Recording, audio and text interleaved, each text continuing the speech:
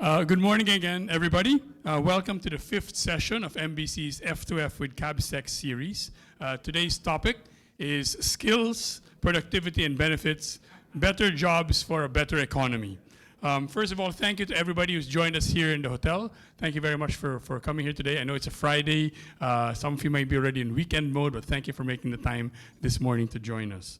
I'd also like to thank those who are joining us on Zoom and on Facebook, if they're there. If you want to turn on your videos and say hello, please feel free to do so. But from here in the hotel, good morning and thank you for joining us, to all of you joining us on Zoom and on Facebook. I'd like to acknowledge the presence of some of our board members who are here today. A couple of them will be joining us later. They're coming from a PSAC meeting, the Private Sector Advisory Council. Secretary Laguesma, I want to tell you that the two nameplates beside you said that they're catching up and they want to surround you. So be forewarned, Secretary.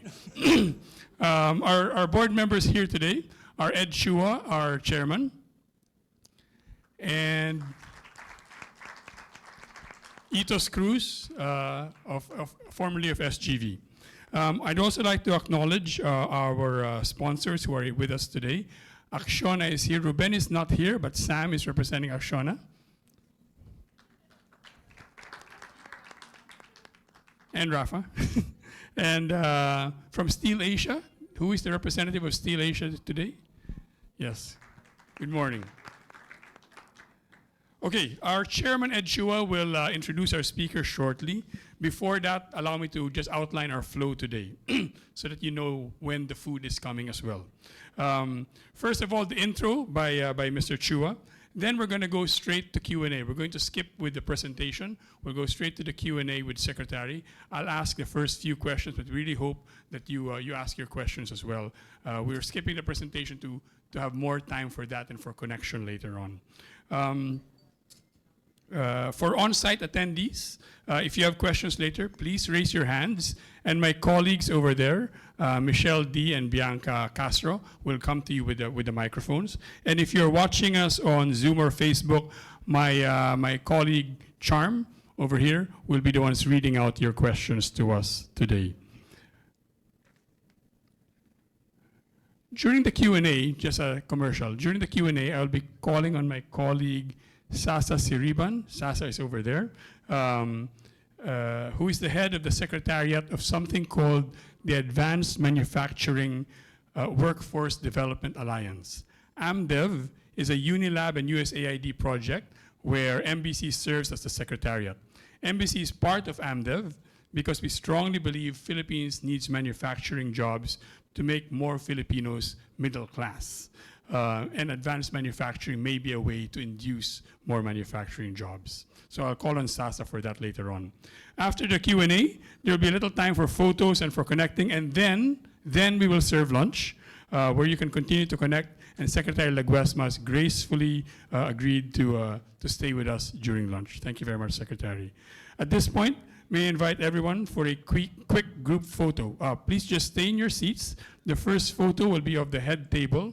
Our photographer, Ege, will take that photo. Ege, baka you want to arrange them first? Michelle, Bianca? Yeah. Correct, yeah.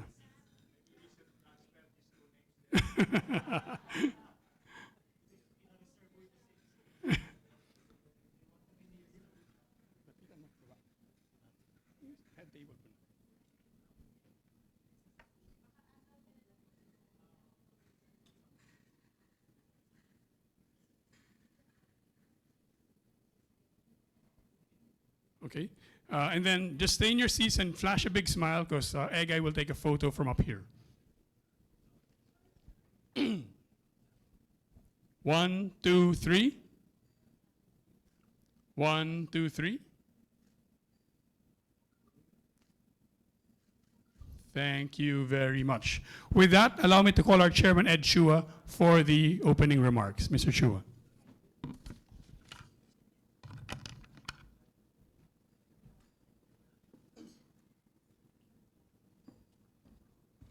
Thank you very much, Coco. Good morning, everyone. I'd like to acknowledge also, I see many young people here, the presence of Prime Minister Cesar Virata, in case you don't know. So, Prime Minister Virata. Again, welcome to the 5th installment of the Face-to-Face with CAPSEC series. This is part of MBC's constant effort to strengthen public-private dialogue and collaboration. Today's event is MBC's second meeting with Labor Secretary Bienvenido Laguesma. We actually visited him in July last year, and he kindly accepted our request for a dialogue. And this was soon after he took office. As many of you probably know, Secretary Laguesma is no stranger to the Department of Labor and Employment. He started as a labor arbiter in the Bureau of Labor Relations back in 1976. He was an undersecretary in the Aquino and Ramos administrations and secretary in the Estrada administration. He was SSS Commissioner under President Noynoy Aquino. Last year, he accepted President Marcos Jr.'s invitation to head DOLE anew. In between government stints, he was founder and senior partner in the Laguesma Magsalin law firm and served as a director at Philex Mining and First Metro Investments Corporation. His long public sector experience in DOLE, SSS, and other government posts, combined with his years in the private sector, make him a rarity in this critical office, and it shows.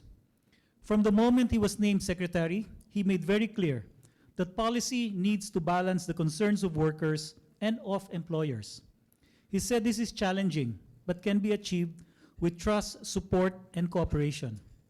Within months of taking office, he revised the IRR of the Telecommuting Act and supported other policy changes that kept jobs flexible, protecting jobs by keeping the Philippines competitive. I was telling Secretary that nowadays, actually, of course, any government job is a sacrifice, national service sacrifice. It's a thankless job, but more so the Department of Labor and Employment, because especially now with the clamor for wage increases, and we know that workers need to have decent salaries and wages, but the burden appears to be transferred to the shoulders of the DOLE Secretary for wage increases and to the private sector, when in reality, this must be a whole-of-nation approach where inflation is kept in check by keeping food prices down, transportation prices down, cost of living, and so on. But the easiest thing, I think, is to pass it on to Secretary Laguesma. Anyway, we're here to support you, Secretary, in whatever way we can. The Secretary also supports amending our apprenticeship laws, which we have been long advocating for. The proposals in Congress would allow businesses adequate time to train future employees in line with standards in the most labor-friendly countries, while ensuring a new law isn't abused to skirt worker protections. This the Secretary has always been very vocal about. The House passed an apprenticeship bill in September, and on Labor Day, we called on the Senate to pass their version when they resumed session this week, before they adjourn on June 2. We reiterate that call today. We believe that new apprenticeship laws can be a game changer in tapping the private sector to help upskill the workforce, to make them and the country compete better for jobs, investment, and growth. Secretary, thank you for joining us, and we hope that we can continue to meet and discuss with you more often, and we look forward to your continued leadership in this very, very critical department. So let me now call on our Executive Secretary, Coco Alcuaz, to moderate today's discussion. Coco.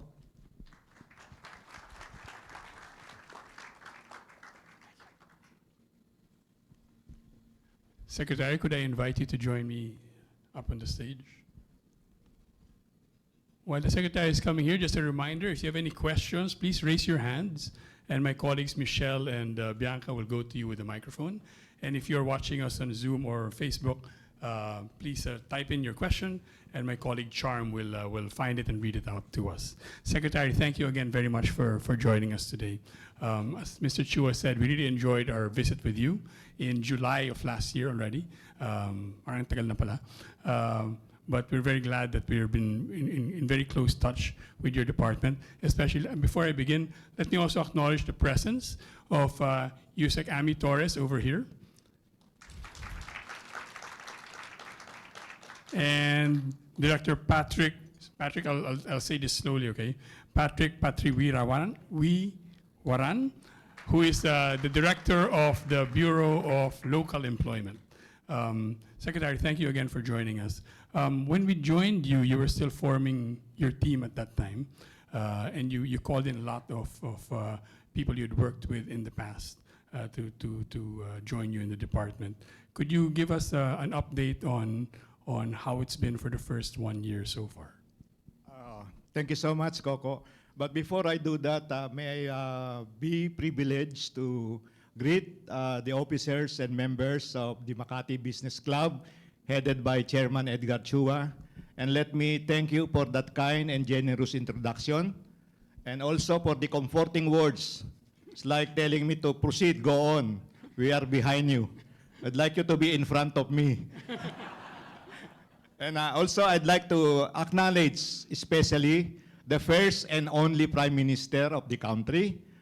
Masyado po siyang malaki ang naging contribution and bag.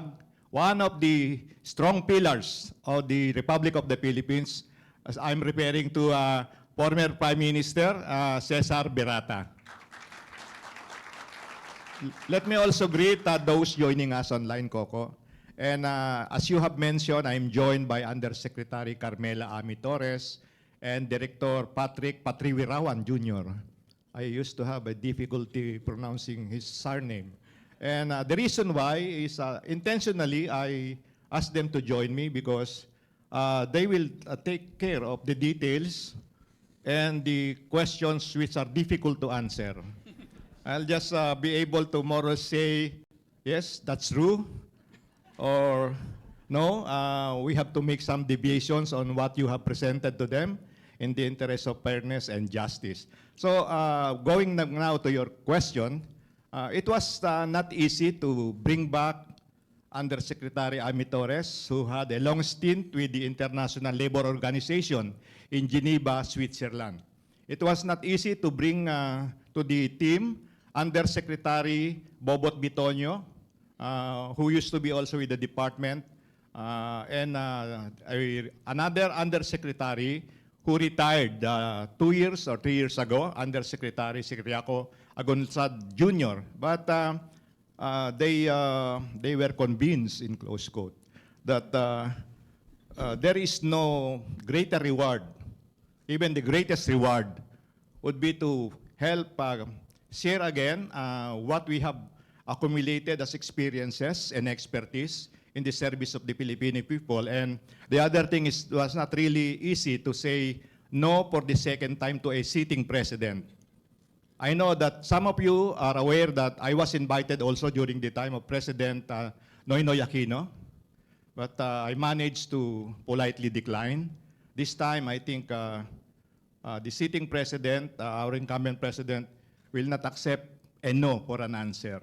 So we are actually proceeding on track. Of course, we hear noises, we hear impatience, especially from the organized labor sector. But we are determined and committed to really work towards contributing whatever is needed from the Department of Labor and Employment vis-a-vis the Philippine Development Plan of 2023-2028. And we are about to complete our own National Labor and Employment Plan 2023-2028. And that's being actually managed, supervised, and shepherded by Undersecretary Torres and her team. So that's where we are. And we have done a lot of reviewing existing issuances. And as you mentioned, one of the first things that we did was to really work for the revision or make sure that the Telecommunicating Act, IRR, will be in place because we saw that there is really a need for that. Fortunately, under the existing or the former IRR, there was a provision saying it should be reviewed after 3 years. And the third year fell on my incumbency. So we did immediately consult with the sectors and came up with it. It's not really something which is perfect. But we hope that along the way, we can introduce some improvements. Of course, upon consultation and participation of the private sector, especially the business sector, where really the burden actually has to be seen, and the burden falls on the shoulder of our private sector. Secretary, before I ask a more specific question, and you referred to this when we visited you back in July, you said the first thing you did when you accepted the position was you talked to the labor groups first. Could you tell us how you balance? I mean, the DOLE is usually seen as the protector of labor. I think we like to see, we don't want it to be an adversarial relationship. I guess nobody does, but often it is characterized that way. How do you balance that? It's a tough act, actually. It's not easy to achieve. Of course, we always fall back on our respect and recognition that in the Philippine setting, we recognize and respect tripartism, which means social dialogue, consultation should always be a part of our day-to-day activities. You are correct. When I was formally announced as the incoming Labor Secretary, I already did the consultation, I think with at least around 8 to 10 alliances, workers' organization from different political perspective. That's one of the things that I'd like sana to see, unification now of the trade union movement, but I think that will remain to be a dream or a wish, part of the wish list. So we did that because we'd like to listen to something we already heard in the past. We know what's ailing the labor management scenario or the environment, but nonetheless, it's always good to listen. Maybe you can hear some fresh ideas, new ideas. And I was happy that one or two of the labor organization that we had dialogue with, this idea of enterprise development coming from their own ranks was brought in the conversation. And one of the organization promised us to provide us with a proposal 2 months after we talk. It's 10 months now. We're still waiting. But we keep on egging them, telling them, if you have difficulty on trying to really come up or craft your own feasibility study, we will be more than willing to help you. So we keep on egging them because we are telling them, we are not here to more or less just see you say something and just focus on what you mentioned, adjustment on wage. So I have been heard or seen as a broken record because I always say it's not only wage that we should be concerned with, we should also be talking about non-wage benefits to complement so that there will be a balance. No? There's a balance. That's always been my pitch. And I am not surrendering from that pitch. No? So somehow, after that, when we had the dialogue completed with the different labor organizations, we now accepted officially requests for dialogue from your group and the other groups. So from the business sector, I think we also had been able to conduct dialogues with all the major organizations. No? ECO, PCCI, chambers, you name them, PMAP, because they are the human resource group. So we had this consultation, and all of these are actually very useful and handy for us as we are crafting the labor and employment plan. There should be really the collective approach. We cannot say we are good, we are right. Everybody has to come up with some formula.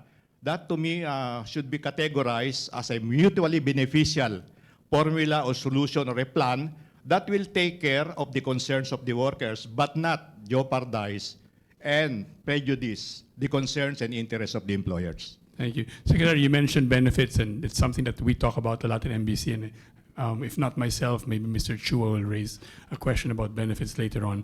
But you started out by talking about tripartism. And I think, correct me if I'm wrong, one of the places where that's really embedded is in the regional wage councils. There's a proposal, of course, now to take that away from the regional wage councils.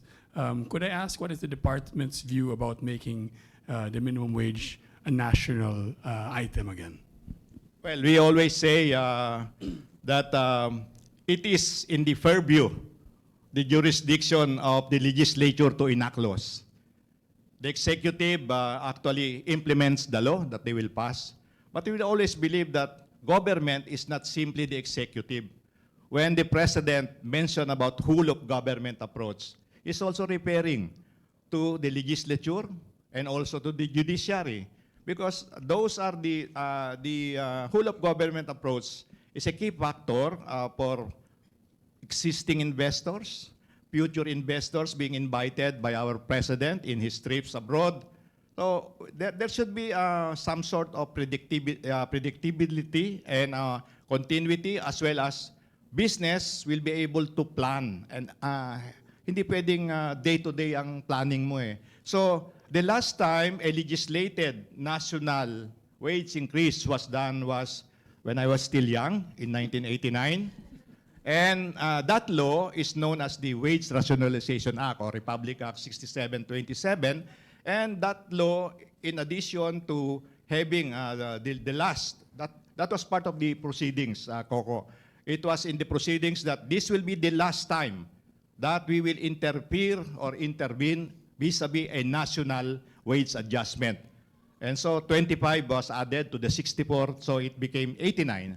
And in addition, the Regional Tripartite Wages and Productivity Board was created for the different regions. It's tripartite because there will be a representative nominated. I would like to highlight nominated, coming from the labor sector and the employer sector. And through the years, this is the mechanism which is started in 1990. Let me just put forward an advance information because there are allegations, Coco, na mabagal, very slow, it has to be prodded to act. Of the more or less 300 plus wage orders, majority were done motu proprio at the instance of the regional tripartite wages and productivity boards, and always in consideration of the enumerated 10 factors in the law, which include, of course, the needs of the workers and their families, but there is also a provision, capacity of employers, and the prospect of having reasonable return of investment and to induce countryside development. Of course, inflation, cost of living, CPI, Consumer Price Index, kasama. But kasama din yung creation ng jobs, because when we talk about minimum, it's the lowest wage that should be required. No? Beyond which, merong mga other na you mentioned, non-wage benefits, and we look at one of the things that this administration has done was to reintroduce the concept of kadiwa ng Pangulo, which is an attempt or a program to more or less provide the basic necessities at affordable prices. Kaya if you will note, the theme of the just concluded or just finished Labor Day celebration, where the President graced the occasion, was pabahay, housing, bilihing about presyo, affordable prices, and then benepisyo ng matatag na trabaho para sa manggagawang Pilipino, which says benefits from coming out of more stable and decent jobs for our Filipino workers. And we have put in place yung labor employment plan as a roadmap. I keep on saying that all of these things cannot be done overnight. This has been there, outstanding issues on contractualization, endo, etc., security of tenure. That was also part of my forum yesterday when I was in Cagayan de Oro to meet labor and employer sector representatives, no, to get a feel on the ground. Parehas bang sinasabi? Do we hear the same complaints and noise from the regional areas, or we only are hearing here in the national capital region? So, yun. Thanks, Secretary. Our chairman, Mr. Chua, already mentioned apprenticeship in his introductory remarks. Let me ask you about that. It's something that many business sector groups have been advocating for a long time. Yes. We understand that this DOLE, your DOLE, is supportive of it. Could you give us an idea about the prospects of it passing soon, passing this year, passing before the SONA? On the details, Coco, I will make Yusek Ami earn for her lunch. Okay? So, but let me make a statement. We are in full support of pending apprenticeship bills, but in recognition of local settings, local condition. As we speak, in the forthcoming International Labor Conference, come June 5 to June 16 in Geneva, there will be a second discussion of a proposed recommendation on apprenticeship, which to us is really a clear indication that not only in the Philippines but elsewhere, there is really a need for that. And we have settled the issue. Ano ba ang konsepto ng apprenticeship? Employment ba siya o training? I said, it's a training. It's training, you know. This will actually upgrade your skills to be able to learn to a more permanent, remunerative, and quality jobs, no? The confusion should be eliminated already that you cannot have the best of both worlds, you know. So you have to really focus, and I think there are 6 bills pending. The timeline, I hope there will be immediate passage of this more than anything else. Nakalimutan ito napabayaan. In fact, this was supposedly been aggressively and actively promoted or implemented by TESDA. But parang hindi siya, and so fortunately, Coco, and to our friends from the Makati Business Club, the President reverted back TESDA to the Department of Labor and Employment. That is only one of the 2 requests that I made to the President before I accepted. Because I always believe that training and employment has to be closely linked. You cannot have somebody doing the training without talking to the one that's actually promoting or trying to really push for additional employment. There must be a strong linkage. So I was very thankful to the President when he signed the EO. Because by the law, TESDA really belongs, no, not really belong, is part of the Department of Labor and Employment. But somewhere along the way, napunta siya sa kung saan-saan eh. So when I saw it, napunta siya sa, the last time was in DTI.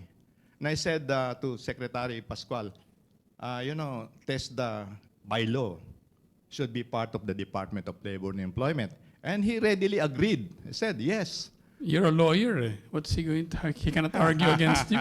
No, yes, but sometimes it's not simply being engaged in legal niceties or the technicalities of the law.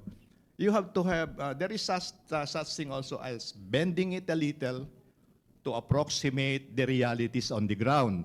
When you insist on saying this is the legal, endless yan. Dadating tayo sa pinakamataas na judicial body para i-resolve yung legal argument. Legal arguments are always good, but it does not really help us come up with a solution because in a legal debate or argument, somebody has to win. In my perspective as a lawyer, there must be a compromise formula that would not actually be harmful to either of the party, and we can move on. So that's the perspective that I am bringing, or I have brought to the Department of Labor and Employment as a lawyer. Thanks, Secretary. Shall we ask Yusek Ami? Yeah, Yusek Ami, can you just earn for your lunch? And incidentally, Director Patrick can also add on. There is that, I just complete the mention about there is a second discussion. This will be completed and there will be a recommendation. Normally, discussions in the ILO during the labor conference takes twice. They do 2 discussions. And the second discussion can either result into a recommendation or a convention. The convention is more forceful. You have certain obligations. The recommendations is more or less parang guidelines to help you out. So, Yusek Ami. Thank you very much and good morning. Okay, in response to your question on the apprenticeship bill, it wasn't easy coming up with a version, a combined version of the 4 different bills from Congress. So what we've done is really to come up with a more comprehensive bill that will be DOLE, but also including all the inputs from both the House of Representatives and Senate. And we had a first pass, and we hope that with the revision, we will be able to submit a full comprehensive version, the Department of Labor version of the apprenticeship bill. We're very positive. We're in full support of this bill. And as Secretary Laguesma has said, we will be actively participating in this committee in the International Labor Conference, because we will be benefiting from getting also inputs and information on how other countries are implementing the apprenticeship program. Because coming up with the recommendation means the ILO will be coming up with very clear policy guidelines that will have countries implement the apprenticeship program. Of course, the very challenging part, and I was discussing with some of your colleagues, was ensuring that you are able to identify what are the apprenticeable occupations and how you're going to work closely with industry to ensure that the standards of these occupations are in line with what they will require. We've been approached by many associations also, construction, semiconductors, tourism. Earlier on in the airline business, we've been asked about how we're going to work on these apprenticeable occupations, and we said that yes, we do need to work closely with industry, and we will need to work together to be able to do this together with TESDA to be able to ensure that the standards are within what is required by industry. Yusek, I know you're not the spokesman of Senator Jinggoy, but does it seem like he and the committee and the Senate are supportive of apprenticeship? Yeah, they're very much positive about the apprenticeship program. Yes, yes. And Thank he you. knows that it will really help industry and enhance and improve the technical capabilities of our workforce, because as we have been analyzing, many of our skills are really in the elementary low skills. We need to move forward because there are many demands in the high technical jobs, and we need to work on this very closely. Director Patrick, do you have something to add to that? You're okay. Are there any questions from the audience before I ask another question?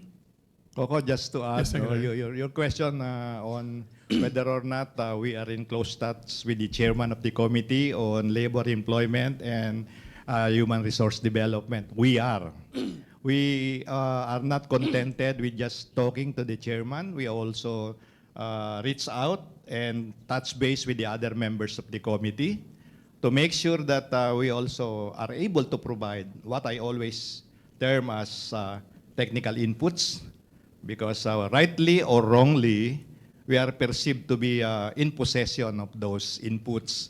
And so we try to more or less, in a sense, in our consultative and advisory capacity, we try to more or less engage them, and very positive ang interaction. And that's why I was saying na we just have to be very clear para walang misunderstanding. This is a training modality. This is not an employment thing, because may mga part ng mga ating sa employer sector, sometimes they take advantage of the probationary period of employment, apprenticeship, etc.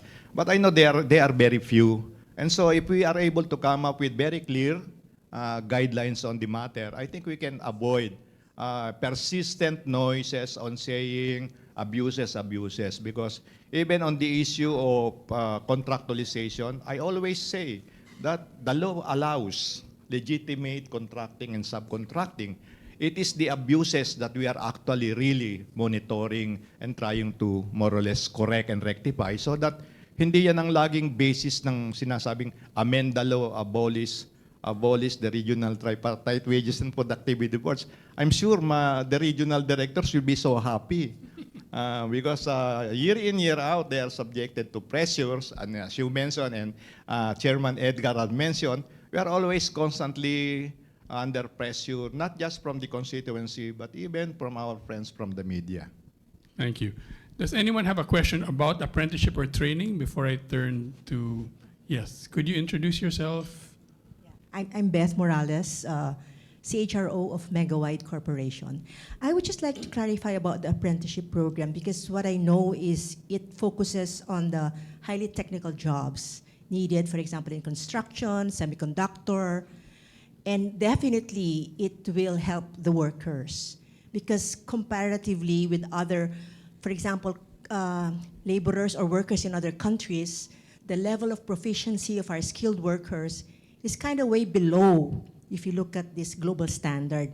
Now my question is, in addition to the technical jobs, maybe even the other non-technical jobs will benefit from the apprenticeship program because we have a lot of fresh graduates.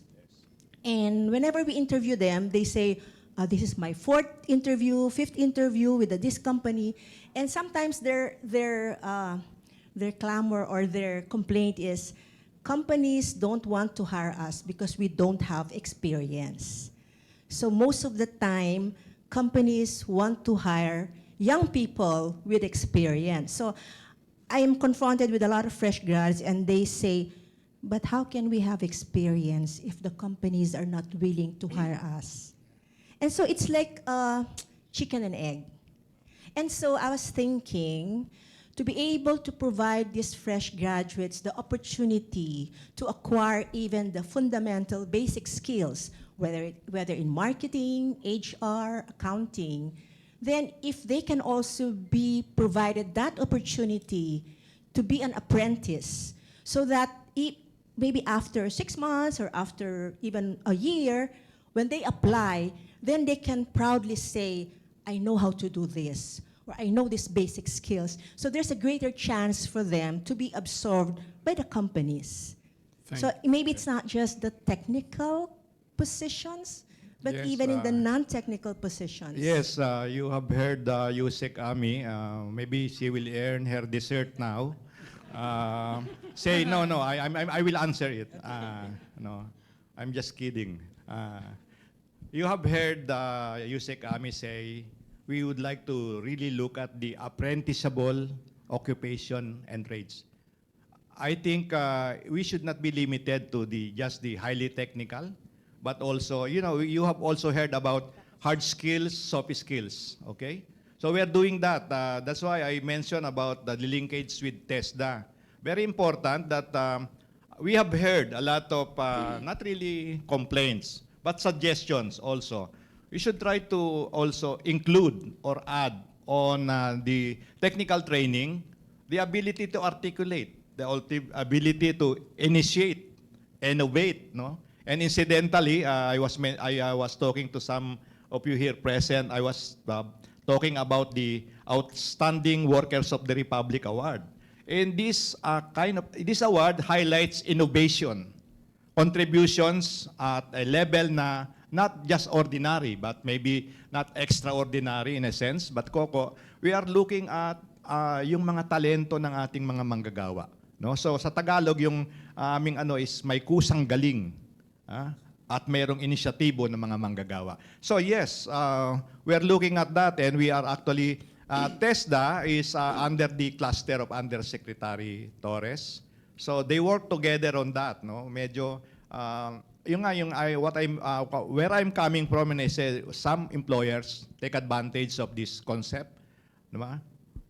Kahit na ayokong sabihin ng direkta kung sino yung nakita ko na kumpanya, apprenticeship pero pwede nang sa learnership lang no? Less than a month or 3 months, pwede nang matutunan, can be already pwede na, no? And part of that is that we are also addressing yung reklamo about K-12 graduates not being able to find jobs in competition with college graduates. We did a specific jobs fair last year, and the result is encouraging. Marami ang mga nag-apply ng mga K-12 graduates sa COCO na tinanggap ng mga kumpanya. So this recently concluded nationwide jobs fair. I visited at least 2, no? And my concern was, may natanggap ba? do we have K-2 graduates or senior high graduates who were accepted? Yes, sir. And some of them even post for a picture. Some did selfie. I'm a K-12 graduate, but I was accepted, hired on the spot. So we are seeing some improvements. We are going there, not just very fast, no? But so we try to iron out these humps, these kinks. Eventually, we also have a direction or a trust: school to work transition, work to work transition. So that those occupying elementary occupations, yung mga ordinaryo lang koko, maybe we can encourage them to be able to get, kasi education is a lifelong undertaking. And how do we also do that? One of the common complaints being aired is, how will you be able to encourage those working to do training? They will forgo, they will miss their daily earnings. No, we adopted a concept, training cum production. We try to subsidize their earnings so that they can bring home something in the table for their family, no, while they are training. And as we speak, we are actually looking at being able to have a pool of skilled workers region-wide in the construction industry, because you know that the President project of Pambansang Pabahay should be complemented with Pambansang Trabaho. And we are looking at least 4 categories ng skill: carpentry, masonry, plumbing, electrical wiring. Dapat meron na tayong available nito, because you know for a fact that most of our masters, master carpenter, master plumber, and whatever master you have, are already out there abroad. No? We continue to train, but that is the price of really trying to be competitive, try to be able to be adept and in sync with the developments. We cannot prevent them from going out. Thank you very much. At this point, I'm going to call my colleague, Sasa Siriban. Sasa is the head of the Secretariat of AMDEV, the Advanced Manufacturing Workforce Development Alliance, which is a Unilab USAID project that MBC is a part of. We're a part of that because MBC feels that manufacturing jobs are very necessary to make more Filipinos middle class, middle income. And we believe through this, advanced manufacturing, which Sasa will explain, could help induce some of that. Sasa. Thank you, Coco. Good morning. Secretary, good morning, everyone. So again, I'm Sasa. I lead the Secretariat at MBC for the AMDEV program. So Coco called me up here to share that there is a growing sector called advanced manufacturing. And we describe it as utilizing cutting-edge technologies to increase productivity and increase efficiency in the manufacturing sector. Next, please. So these are the cutting technologies I was talking about: cybersecurity, cloud computing, mobile technologies, machine-to-machine, 3D printing, advanced robotics, big data or data analytics, Internet of Things, RFID technologies, cognitive computing, cybersecurity, and of course AI, which is everyone is talking about now. All right. Okay, so where was I? So the Philippines wants to be there, and we should be there. However, there is a lack of workforce or qualified workers to operate and manage these technologies. So I guess for some of you, you may resonate with this problem, with your increased cost in training of your workers, when there can be, a system that can reduce that cost and make sure that the workers that you on board are already ready for deployment, right? Instead of spending 3 months, 6 months of training. So next, please. So that's why Unilab formed the AMDEV Alliance to make sure that we address those problems. And so as Coco mentioned, AMDEV is a USAID-funded project and led by Unilab Foundation. And it the goal of this project is actually to create and sustain that pipeline of workers who can actually work in these smart factories that we're talking about. Next, please. So we do this in 4 ways. First, we establish the Advanced Manufacturing Institute, where we train the employees and, of course, their HR employees as well. Second, we create frameworks to help the HR managers to develop more programs that's not just about training, but also about career progression. And then third one is we advocate for relevant policies and legislation that can help build and grow that sector. And then lastly, we will organize a skills council to unify all the stakeholders' efforts and, push them, well, not push them, encourage them to work together to, increase the efficiency in these manufacturing companies. Next, please. So this is the composition of the alliance. We're new and we're very honored and lucky to be part of this alliance and to be working with these companies. So you see that we have organizations from the development sector, the private sector, the academe, and we already have this great manufacturing companies who are already involved in the initiative. And next, please. So we're new and we want to expand our network in the business community and of course in the government as well. So if you find this interesting and you want to be involved in any way, please reach out to us. You can email me or you can scan the QR code to sign up in our database. Don't worry, we are not going to spam you with all the emails, but you can actually choose which of the areas in the program that you want to be involved in, and we'll engage you in that only. So I guess that's it. Thank you, Nice. Coco. I would encourage, Sasa, don't leave. I would encourage everyone to scan that and see what your options are. You can, of course, opt not to do anything, but I think there's a couple of options here that you might all be interested in. Sasa, you talked about policy advocacy. What kinds of legislation are you thinking about?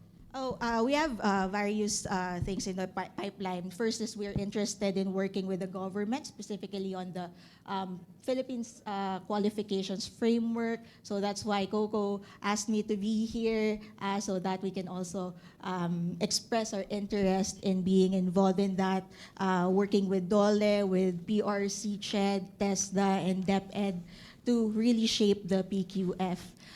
We also interested in helping shape the Philippine Skills Framework. This is established by, or this is led by DTI. This is the outlining the specific skills and knowledge for specific jobs in the manufacturing sector. There's also, of course, apprenticeship bill, and there's House Bill 3255, where we can establish the SMART program or allocating funds to support innovative manufacturing in the Philippines, like next-gen vehicles, digital healthcare, just to name a few.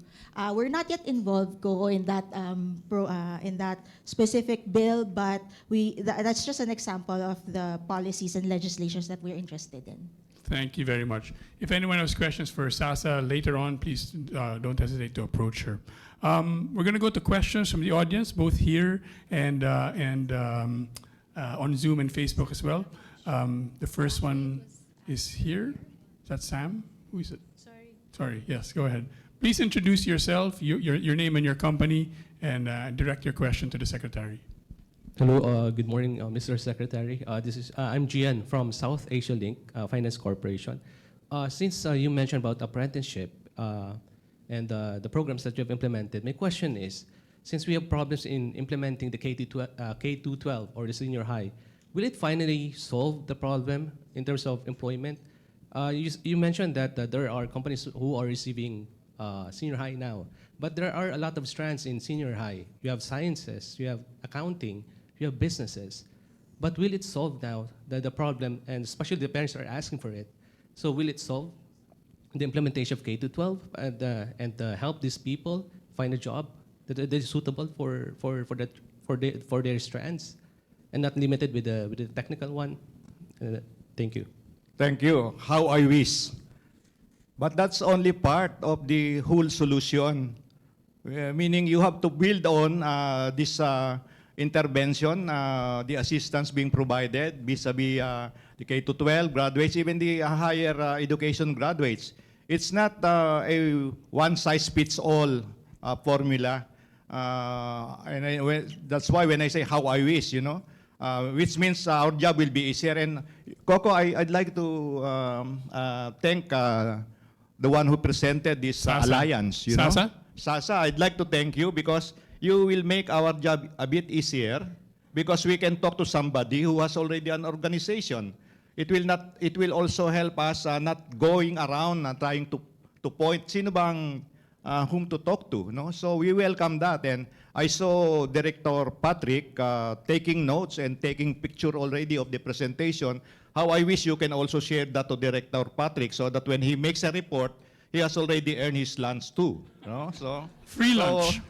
Pre-lunch, yes. But, again, part lang siya ng mga interventions. And in all of these interventions, it's not really just DOLE, no? Sasa mentioned about PQF, PSF. I'm not saying that this administration is magaling talaga or what, pero nakikinig at saka nag-observe, tinitignan. There was this issue on the requirement to be able to fill jobs in the hard-to-fill, emerging jobs, and in-demand jobs, And so comes up the issue, are we prepared, are we ready? And I come across this World Bank report saying that there is supposedly a law which was passed in 2018.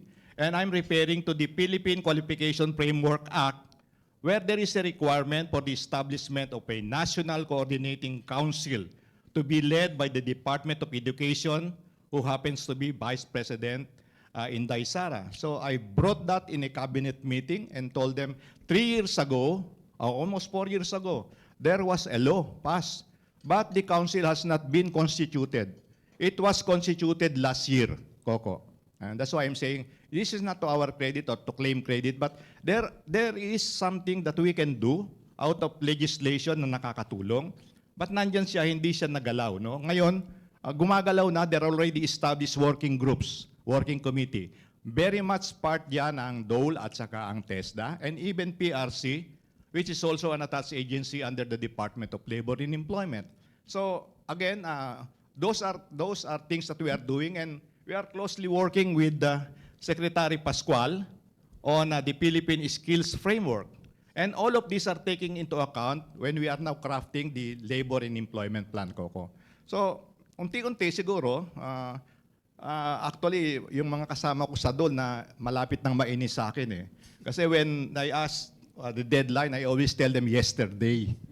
Not today, not tomorrow. No? Just to highlight the importance of us as acting promptly on concerns and issues, because I'm also fed up and tired hearing labor groups complaining about what's government doing, But some of the complaints are long outstanding issues.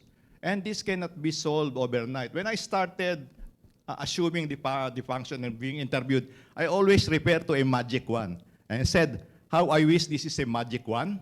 And when you say your problem, eureka, voila, it's done, But it will take time. You have to really do, and again, we cannot do it alone. We do it with the other departments of government, but more specifically, participation of the private sector is very important. Yan ang kailangan kasi alam natin hindi naman, it's not government that creates jobs. You are the ones creating jobs. You are providing the environment. We are to provide the enabling environment conducive to investment, Coco. Policies that are actually more or less predictable. Merong continuity. Hindi siya spur of the moment na bigla na lang nilabas, no? Has to be more or less deliberate, afford the private sector, the business sector, the time to be able to really plan. I know time is also of the essence to the business sector, no? They also do not sit there and just wait. They want things to happen. So we are doing our share, maybe not that fast, not that efficient, but we are committed in doing these things, Coco, and to the members of MBC. Secretary, I almost want to end there because you ended in the note that we always talk about, where what the private sector really looks for is the enabling environment so that the private sector can go and create jobs. But I can't end there because we have more questions, I think, from the audience. In the back, could you introduce yourself, your name, and your organization? Good morning, Secretary. Good morning, everyone. I'm Attorney Brown of Mitsubishi Motors Philippines. I would like to just share, Mr. Secretary, about apprenticeship program. I am proud to say that Mitsubishi has pioneered an apprenticeship program several years ago. I think this was during the time of Secretary Baldos.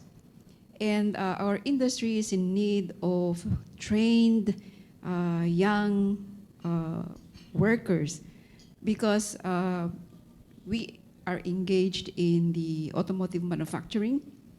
And so we need a pool of workers that are ready once we need them to join our fold.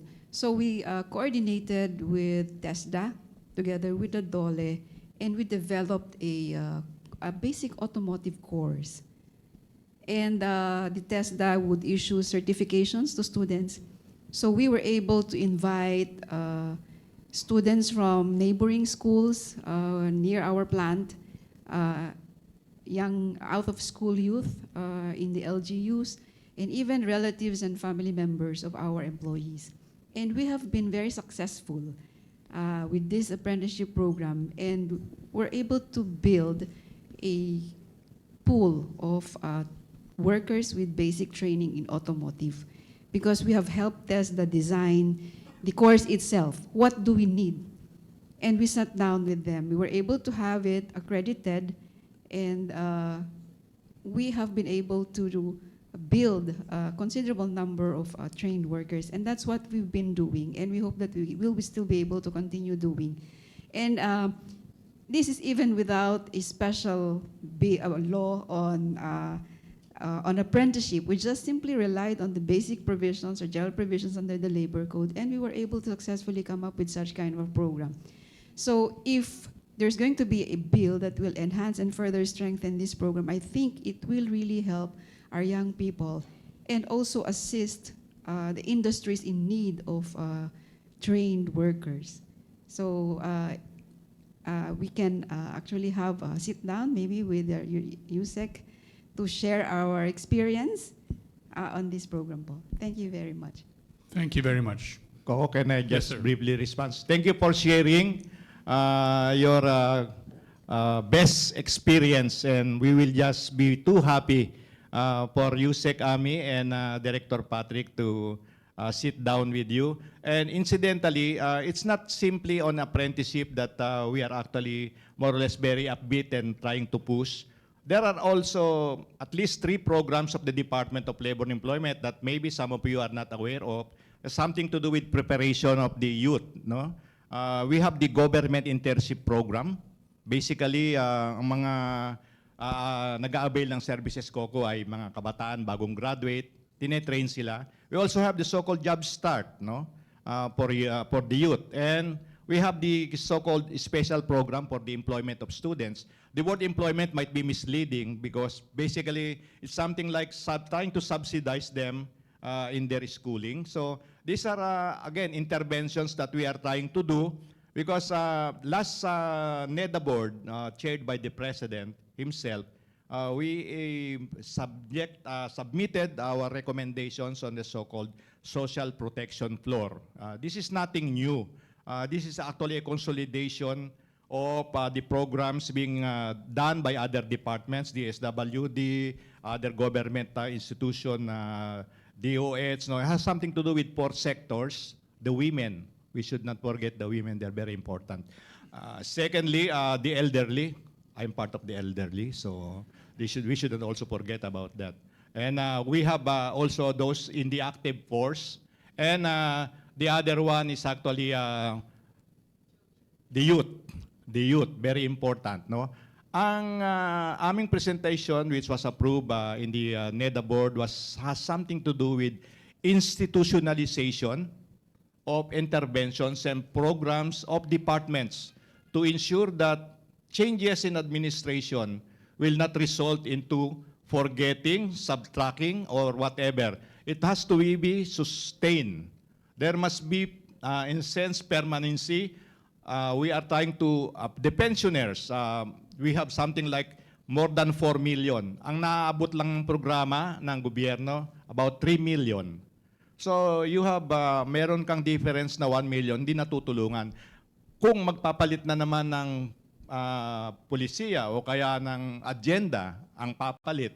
So what we presented to the President was to institutionalize existing programs and make sure na meron kaming mga timeline to be able to see, are we progressing, are we moving in the direction that we'd like us to see. So yun po, mga sama-samang mga ginagawa. At kasama namin ang bahagi dyan talaga, yung just to reiterate, whole of government approach does not only mean the executive department. Kasama din natin dapat yan. When we need legislation, dapat na in sync sila, kaya nga ni-revive yung LEDAC . And then the judiciary, kailangan makita ng mga investors na there is really sense of justice, fairness in the rules and the decisions. Kasi merong din impression like yung mga lumalabas na decision affecting the maritime industry sector, nakaka-discourage sa mga principals natin, especially in the EUs out there, na medyo ang preference nila ay ating mga Filipino seafarers. So, thank you, Coco. Thank you very much. We have room for two more questions, I think. Mike, could you introduce yourself? Morning. Good afternoon now, Secretary. So Mike Montero again from Concentrix and the BPO sector. You made mention of the labor and employment plan, and I wanted to connect that with perhaps something that some of the people here may have read, that one of the giants of industries that's really operating on a global basis did announce recently that they might probably lose 30% of their headcount because of the onset of generative AI, artificial intelligence, which is really backed up to a large extent by what we also hear as the ChatGPT. In the BPO industry, we're coming across with the message that more than this actually is working as a disadvantage to us, that we're really trying to capture the advantages that it presents. For instance, that we utilize these AIs to be able to hire, train, onboard, and all those other things. However, we recognize the fact, Secretary, that there could be certain instances that we might need to be a little bit more creative in terms of dealing some of the ramp downs that we will be experiencing. And in that regard, when we were reviewing the labor and employment plan, we did see that one opportunity, Secretary, is to have some sector-specific approaches. So I guess maybe just to very quickly mention a couple of things that we might have opportunities on. Again, redeployment, Secretary. We know that we have to operate within the premises of the rules as they stand at the moment, which is that we can't really make them somewhat on a, we don't call them floating basis, Secretary, but the way that we approach them is that we want to place them in programs and projects and accounts that will actually respond and maximize their ability, rather than put them in a situation to get a one-time payment via redundancy. So, and as you alluded to a while ago, Secretary, these are, I guess, maybe activities and exercises that companies such as ours and the rest of the BPO entities that actually undertake without any bad faith on our part. Really, our intent is just to make sure that we're, again, having that ability to place people where they could be productive. But nevertheless, because of our, I guess, maximum adherence to all the laws, that it presents situations, Secretaries, that we might be forced to just let go of the folks. The other example, Secretary, that we could probably explore is that as we see fraud happening in the workspace, and as we see that there are some sharing of information of fraud having been committed by an employee from one company to the other, we had cleared with the Privacy Commission, for instance, the ability to do that.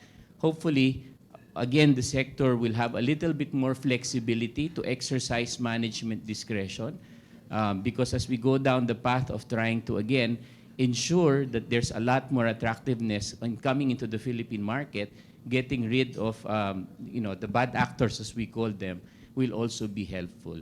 So it's really those things that we hope will be able to insert, if not in the labor and employment plan, Secretary, in some other form as we address this threat, as most people would call it. Thank you. Thanks, Mike. Thanks, Coco.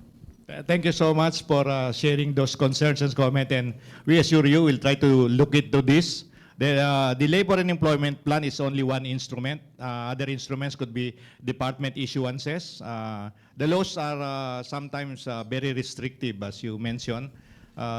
Business has to have really flexibility, not in the sense that indiscriminate flexibility, but rather being able to adjust and adapt to changing world. That's why I don't know why there are still those who cling on to the traditional notion about just simply talking about security of tenure without talking about the best security, the best actually argument that you can have is that you are really capable of performing the task. No? So we are also trying to do that by way of labor education. But sometimes we don't know whether we are talking to persons or talking to the wall.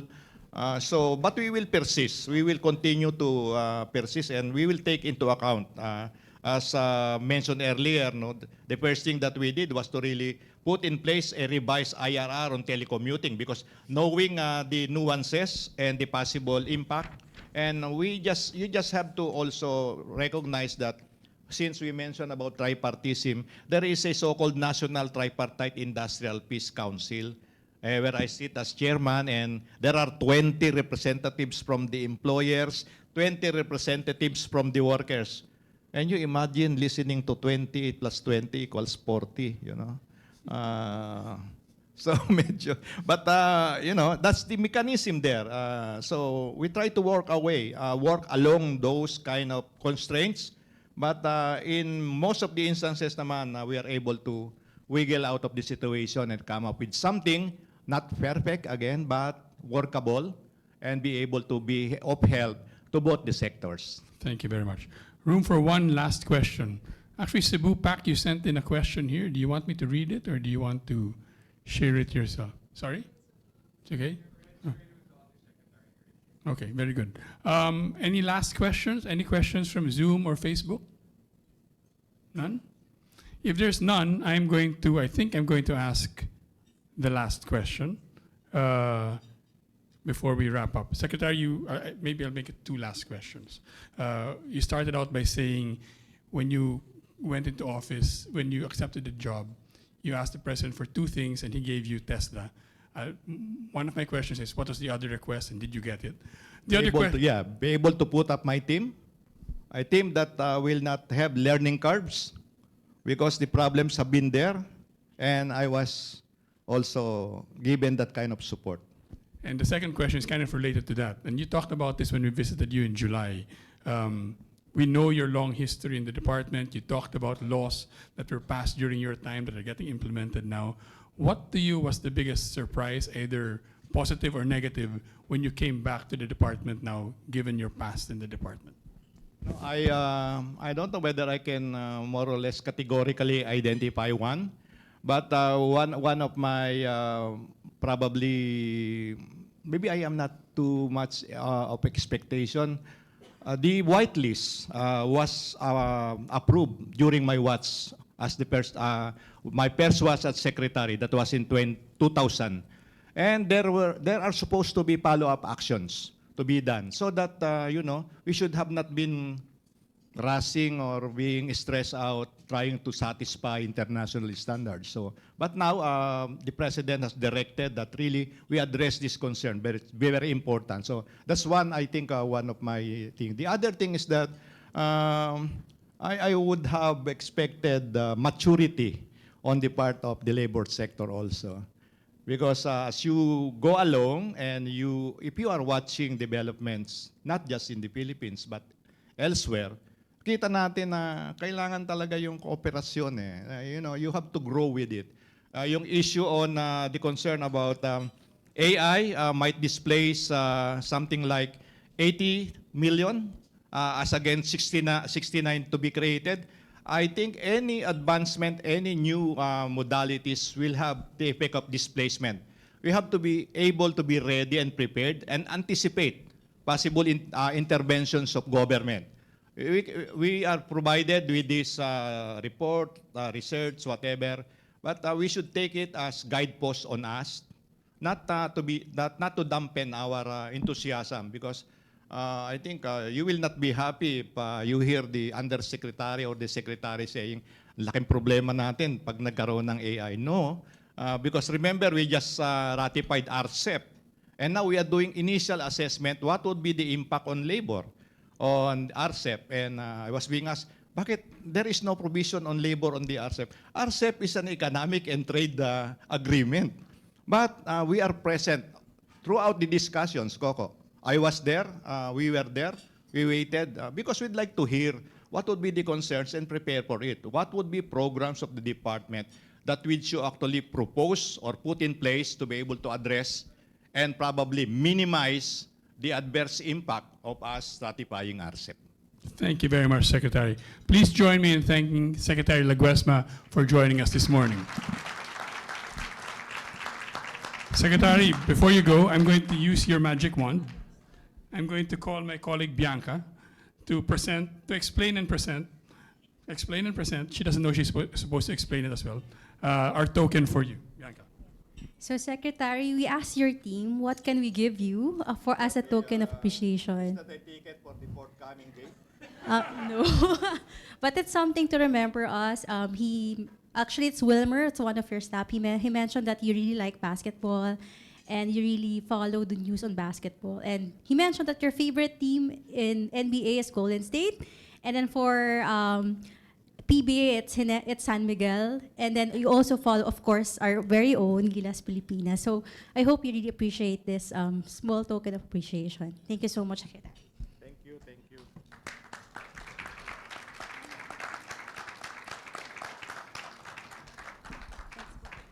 With that, could I ask our board members to join us here for a photo with the Secretary? And could I ask the sponsors to stand by to join the Secretary as well? I was trying to look if there is an inserted ticket, you know. Secretary, we're joined by our Chairman Ed Chua. Itos Cruz has left us. I think you know Risa Mantaring and Doris Ho as well.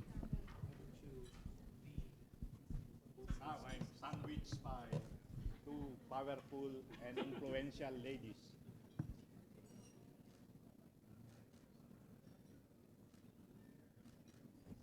Could I ask our sponsors to join us, please?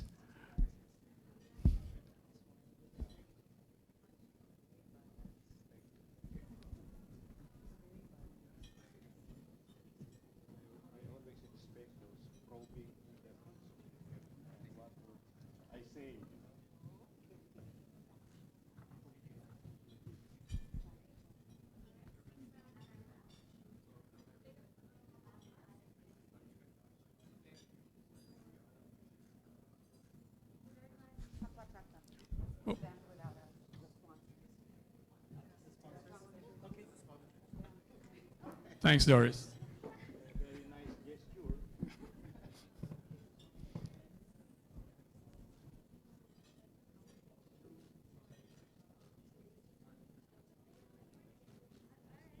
Again, thank you very much, everybody. Secretary, thank you very much.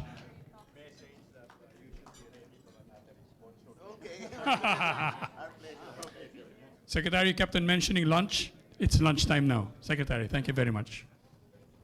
Please enjoy your lunch, everybody.